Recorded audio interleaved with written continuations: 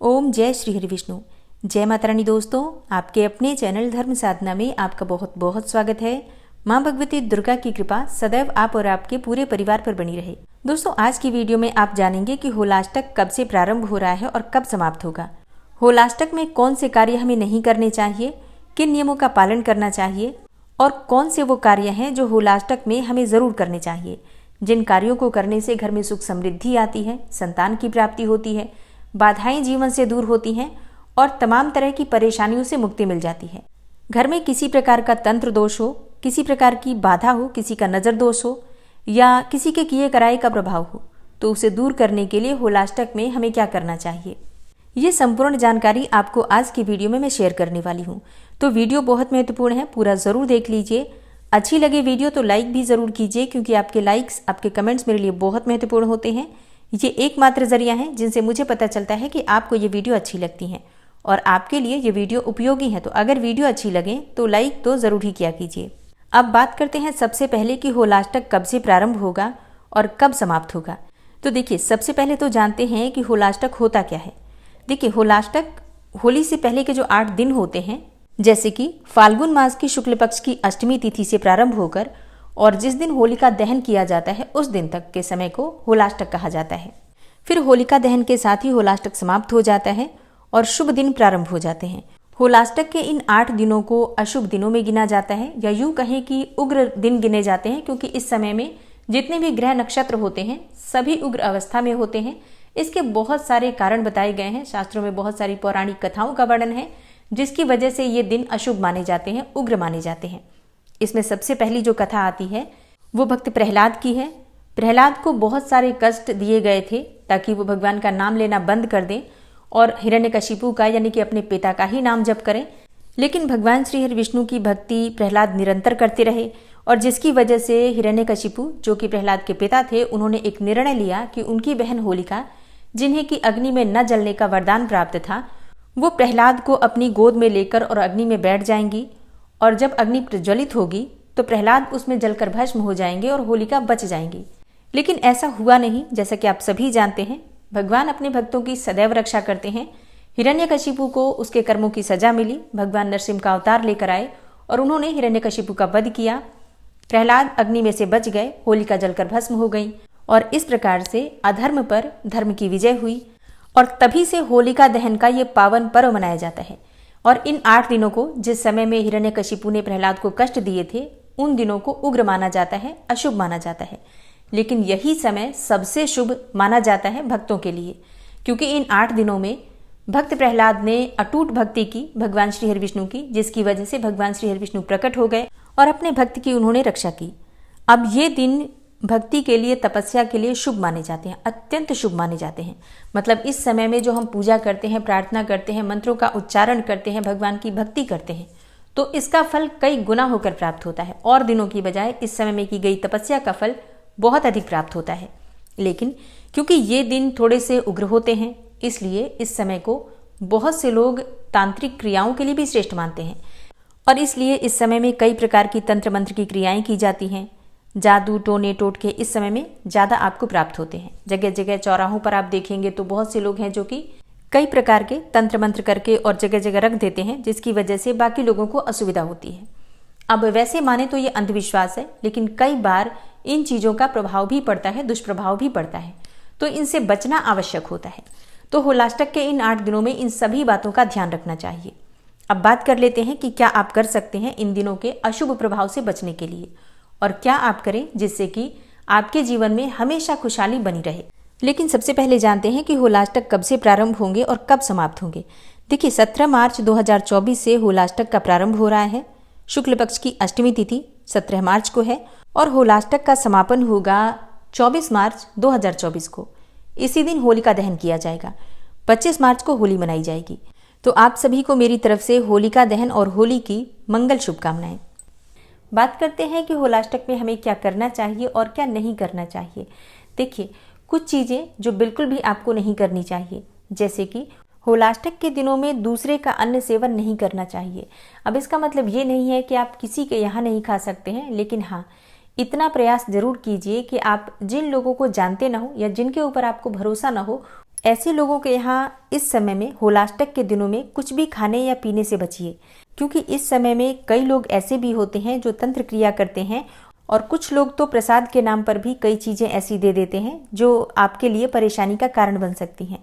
तो इसके लिए आपको अपनी सुरक्षा के लिए, अपने परिवार की सुरक्षा के लिए इस बात का ध्यान ज़रूर रखना है। बच्चों को भी ज़रूर ये बातें बताइए कि किसी भी अनजान के द्वारा दी हुई चीज़ें वो ना ग्रहण करें। और हाँ, होलाष्टक में एक और चीज़ का ध्यान रखा जाता है।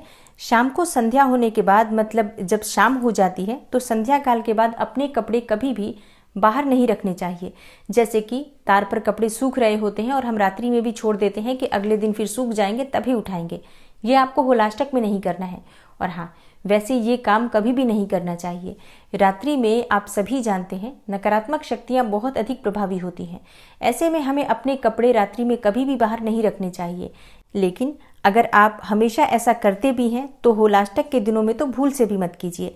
सूर्य अस्त होने से पहले जो भी कपड़े आपके बाहर हैं सभी कपड़े अंदर कर लीजिए। अब जैसे कि बहुत से लोगों के प्रश्न होंगे कि कपड़े गीले रहते हैं तब क्या करें। देखिए, कपड़े गीले हैं अगर, तब भी आप ऐसी व्यवस्था रखिए कि आप रात्रि में वो कपड़े अंदर रख लें और फिर सुबह जब सूर्योदय होता है उस वक्त आप कपड़े दोबारा से सुखाने के लिए डाल सकते हैं। लेकिन रात्रि में भूल से भी किसी के भी कपड़े बाहर न रहें, इस बात का ध्यान रखिए। और तीसरा कार्य जो आपको ध्यान रखना है, होलाष्टक में कभी भी खुले बालों में बाहर नहीं निकलना चाहिए। ऐसा माना जाता है कि खुले बालों में नकारात्मक ऊर्जा का प्रभाव बढ़ जाता है। इसलिए जब आप बाहर जाते हैं, मतलब घर में भी आप बालों को बांध कर ही रखें, लेकिन जब आप बाहर जाते हैं तो विशेष रूप से बालों में या तो चोटी बना लीजिए या फिर आप क्लेचर लगा लीजिए। कैसे भी बाल बंधे हो इस बात का ध्यान रखिए। खुले बालों में भूल से भी मत रहिए। और हाँ, इसके साथ ही एक और चीज़ का आपको ध्यान रखना है। जब आप कंघी करते हैं, जब आपके बाल गिरते हैं, तो थोड़े से भी आपके बाल हो या फिर ज़्यादा बाल हो, गिरे हुए या टूटे हुए जो बाल आपके हैं, वो बाल आपको इधर उधर नहीं फेंकना है। मतलब सही स्थान पर उन्हें रखिए, क्योंकि बाल बिखेरने से या बालों को इधर उधर फेंकने से भी नकारात्मक ऊर्जा का प्रभाव बढ़ता है। घर में कलह क्लेश बढ़ता है, बीमारियां बढ़ती हैं और आर्थिक तंगी बढ़ती है। तो बालों को सही स्थान पर रखें, मतलब जहां आप उन्हें फेंकते हैं इस बात का ध्यान जरूर रखें कि कहीं पर भी वो इधर उधर उड़ते हुए, बिखरते हुए ना दिखाई दें। तो ये ऐसे कार्य हैं जो आपको होलाष्टक में नहीं करना है। और अब जानते हैं कि होलाष्टक में क्या करें जिससे कि सुख समृद्धि बढ़े, घर में जो भी परेशानियां हैं वो दूर हों। देखिए, होलाष्टक में घर की साफ सफाई बहुत आवश्यक होती है। होलाष्टक के दिनों में जितना हम घर को साफ सुथरा रखते हैं, जितना व्यवस्थित रखते हैं, उतनी ही हमारे घर में सकारात्मक ऊर्जा का वास होता है और हमारे घर में किसी भी प्रकार की नकारात्मक ऊर्जा प्रवेश नहीं करती है। दूसरा कार्य, जब आप घर की सफाई करते हैं तो मुख्य द्वार की भी विशेष रूप से सफाई कीजिए। और इसके साथ ही घर की साफ सफाई जब आप कर लेते हैं तो स्नान करने के बाद चाहे आप शुद्ध जल ले लीजिए, उसमें थोड़ी सी हल्दी डाल दीजिए, या फिर आप गंगा जल से, या फिर जैसे कि अगर आपके पास कोई भी श्री विग्रह है, कोई भी भगवान है जिनका आप प्रतिदिन अभिषेक करते हैं, तो अभिषेक किए हुए जल से पूरे घर में छिड़काव कीजिए। होलाष्टक में आपके घर में शुद्धिकरण के लिए जल का छिड़काव होना अत्यंत आवश्यक है। जो भी आपसे संभव हो जरूर कीजिए। और इसके साथ ही घर में आपको धुनी देनी है। आप चाहें तो गूगल की धुनी दे सकते हैं, या फिर आप चाहें तो लौंग और कपूर जलाकर भी पूरे घर में आप घुमा सकते हैं। ये आपको प्रतिदिन करना है। चाहे तो आप सुबह शाम दोनों समय कर सकते हैं, या कम से कम एक बार दिन में तो आपको ज़रूर करना है। पूरे दिन में कभी भी कर सकते हैं, चाहे संध्या काल में कर लीजिए या फिर आप सुबह कर लीजिए या दोनों समय कर लीजिए, जैसे भी संभव हो। कम से कम एक बार आपके घर में धुनी होनी चाहिए प्रतिदिन, इस बात का ध्यान रखिए। अगर आप ये कर लेते हैं तो आपके घर में किसी भी प्रकार की नकारात्मक ऊर्जा का प्रभाव नहीं होगा और सकारात्मक ऊर्जा का प्रभाव बढ़ेगा तो घर में सभी प्रकार के जो बिगड़े कार्य हैं वो भी बनने प्रारंभ हो जाएंगे। नौकरी में, व्यापार में, हर तरफ आपको तरक्की मिलती है। तो ये कार्य आपको पूरे होलाष्टक में प्रतिदिन करना है। और अगला कार्य आपको करना है, घर के मुख्य द्वार पर एक सरसों के तेल का या तेल का दीपक प्रतिदिन आपको प्रज्वलित करना है संध्या काल में। ये नियम बना लीजिए, होलाष्टक में आपको ये दीपक अवश्य ही प्रज्वलित करना है। सभी प्रकार की नकारात्मक शक्तियों से भी आपकी रक्षा होगी और आपके पितरों की कृपा भी आपको प्राप्त होगी। तो ये आप प्रतिदिन कर लीजिए। 8 या 9 दिन के होलाष्टक होते हैं, मतलब इस बार 9 दिन के हैं, नॉर्मली 8 दिन के ही होलाष्टक होते हैं। ये 9 दिन आप जरूर कर लीजिए ये उपाय। और अगला कार्य जो होलाष्टक में आपको करना है, देखिए घर में कोई ना कोई मंत्र की ध्वनि अवश्य होनी चाहिए, इस बात का ध्यान रखिए। तो सुबह या शाम किसी भी समय आप कोई भी मंत्र चला सकते हैं। चाहे तो सुंदरकांड चला सकते हैं, हनुमान चालीसा का पाठ चला सकते हैं।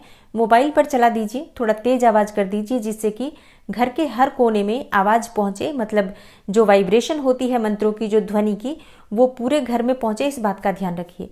तो सबसे अच्छा होता है नकारात्मक ऊर्जा को दूर करने के लिए सुंदरकांड का पाठ या फिर हनुमान चालीसा का पाठ।